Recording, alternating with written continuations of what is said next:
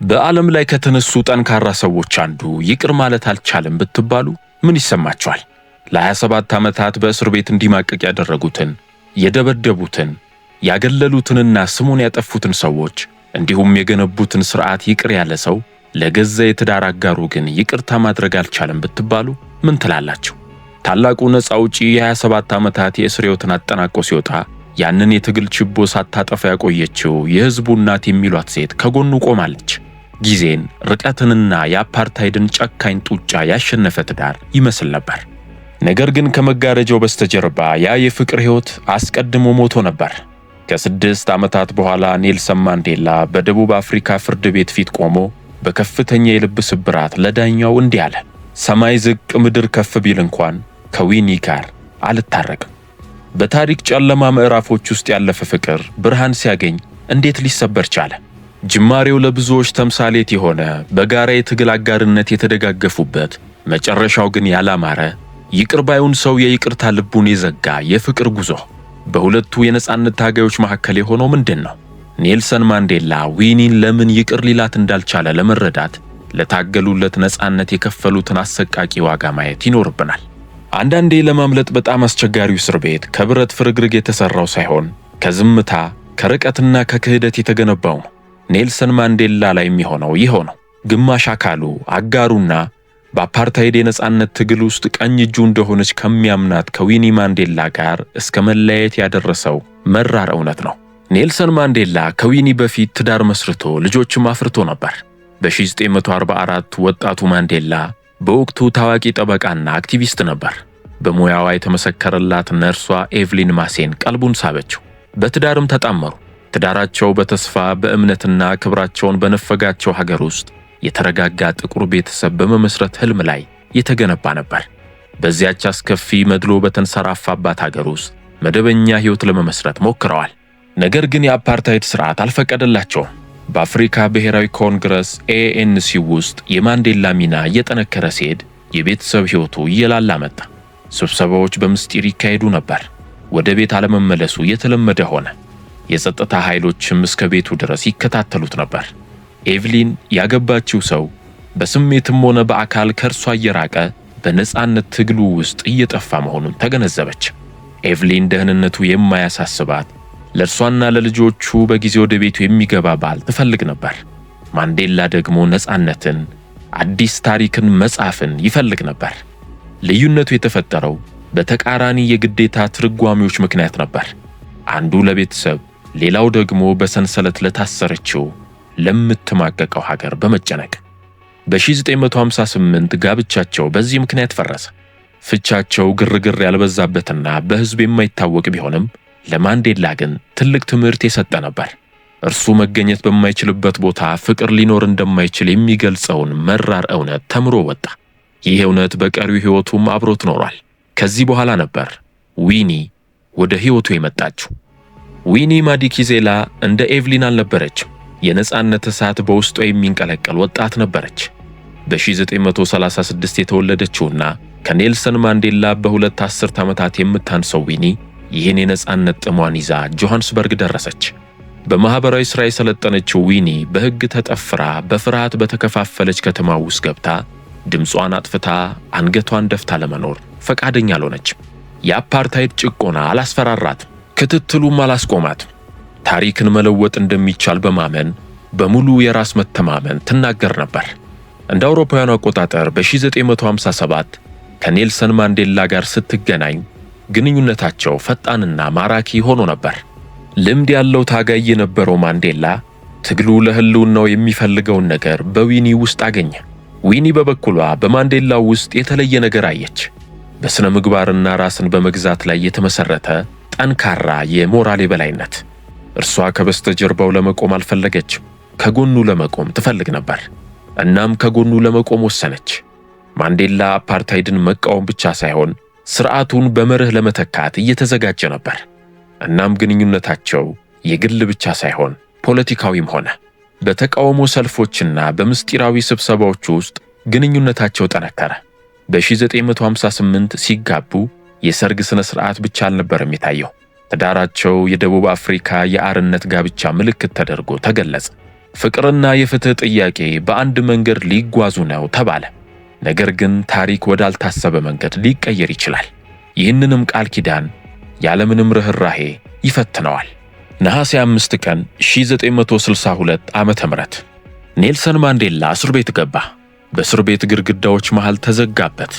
ነገር ግን ሕይወት ከእስር ቤቱ ክፍል አልፎ ተዘረጋ። በውጭው ዓለም ጊዜ አልቆመም። ይልቁንም ያለምንም ርህራሄ ወደፊት እየገሰገሰ ነው። ዊኒ ከሁለት ትንንሽ ሴት ልጆቻቸው ጋር ብቻዋን ቀረች። የአፓርታይድ አገዛዝ ያለ ረፍት ይከታተላት ነበር። የፖሊስ ጥቃቶች የተለመዱ ሆኑ። ክልከላዎች፣ እስራትና ትንኮሳዎች ተከተሏት። እያንዳንዱ እንቅስቃሴዋ ክትትል ይደረግበት፣ እያንዳንዱ ቃሏ ይመዘን ነበር። በተመሳሳይ ጊዜ ሕዝቡ ከፍ ከፍ አደረጋት። አሁን የኔልሰን ማንዴላ ሚስት ብቻ ሳትሆን ዊኒ ማንዴላ ራሷ የተቃውሞ መገለጫ መሆን ጀመረች። በዚህ መሃል ግን በእስር ቤት ባለው ማንዴላና የተቃውሞ ፊት አውራሪ የሆነች በመጣችው ዊኒ ማንዴላ መካከል የነበረው ፍቅር መሰንጠቅ ጀመረ። በኔልሰን ማንዴላ እስር ወቅት ዊኒ የተረጋጋ መደበኛ ሕይወት አልነበራትም። በየዕለቱ ትታደን ነበር። የአፓርታይድ መንግሥት እንደ ማንዴላ የትዳር አጋር ሳይሆን ራሷን ችላ እንደ ትልቅ ስጋት ይቆጥራት ጀመር። ቤቷ በኩለ ሌሊት ጭምር በፖሊስ ይወረር ነበር። የፖሊስ መኪኖች በደጃፏ ላይ ይቆሙ ነበር። ስልኳ ይጠለፋል። የሚታዩ ጠባሳዎችን ሳይተው የሰውን መንፈስ በማፈን የስነ ልቦና ጫና ለማሳደር በተነደፉ የክልከላ ትዕዛዞች እንቅስቃሴዋ ተገደበ። በተደጋጋሚ ታስራለች፣ ተመርምራለች፣ ከጓደኞቿና ከቤተሰቦቿ ተገላለች። ልጆቿ እናታቸው መሳሪያ በታጠቁና የደንብ ልብስ በለበሱ ሰዎች ስትወሰድ እያዩ አደጉ። በሕይወት ለመቆየት ዊኒ ተዋጊ መሆን ነበረባት። ነገር ግን ጦርነት ሰዎችን ይለውጣል። በ1980ዎቹ መገባደጃ ላይ የእርሷ የትግል ስልቶች ወደ ጽንፈኝነት አዘነበሉ። የማንዴላ ዩናይትድ እግር ኳስ ክለብ ተብሎ ከሚጠራው የጎዳና ላይ ተዋጊ ቡድን ጋር ራሷን አሰለፈች። በ1989 ዓ.ም የዚህ ቡድን አባላት ስቶምፒ ሙኤኬትስ የተባለውን የ14 ዓመት ታዳጊ አፍነው ገደሉት። ዊኒ በዚህ ወንጀል ውስጥ እጇ እንዳለበት ተጠረጠረች። በኋላም በማገት ወንጀል ተፈረደባት። ማንዴላ ከእስር ቤት ሆኖ ይህንን ጉዳይ በድንጋጤ ይከታተል ነበር። እርሱ በሰላም በእርቅና በሞራል የበላይነት ላይ የተገነባ ታሪክ ለመስራት ነበር ጥረቱ። ዊኒ ግን በዓመታት የሥነ ልቦና ስብራት ምክንያት ዓይንን በዓይን የሚለውን የጎዳና ላይ ፍትሕ እየተገበረች ነበር። ከባሏ የተነጠለችው ዊኒ በወጣት የነጻነት ታጋዮች ተከበበች። እነዚህም በእርሷ ውስጥ እንዳለው አይነት በደልንና መገፋትን አሽቀንጥሮ ለመጣል የሚነድ ቁጣ በውስጣቸው የሚንቀለቀል ሰዎች ነበሩ። ሐሳቧን አዳመጧት፣ ከጎኗም ቆሙ። እሷን ለማጥፋት በቆረጥ ዓለም ውስጥ የምታንጸባርቅ እንድትሆን አደረጓት።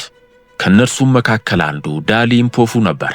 በፖለቲካው ውጥረት ውስጥ የግል ድንበሮች በቀላሉ በሚጠፉበት የተቃውሞ ጥላ ስር መቀራረባቸው ጨመረ። እናም በባልና ሚስት መካከል ያለው ርቀት እየሰፋ መጣ። በዊኒ ማንዴላና በዳሊ ኢምፖፉ መካከል ያለው ግንኙነት የተጀመረው በትግል አጋርነት ነው። በትግሉ ውስጥ ጎን ለጎን ሰርተዋል። የማያቋርጥ ክትትልን ለማምለጥ አብረው አቅደዋል። ተቃውሞችን አደራጅተዋል። እንዲሁም ከብዙ አደጋዎች ተርፈዋል።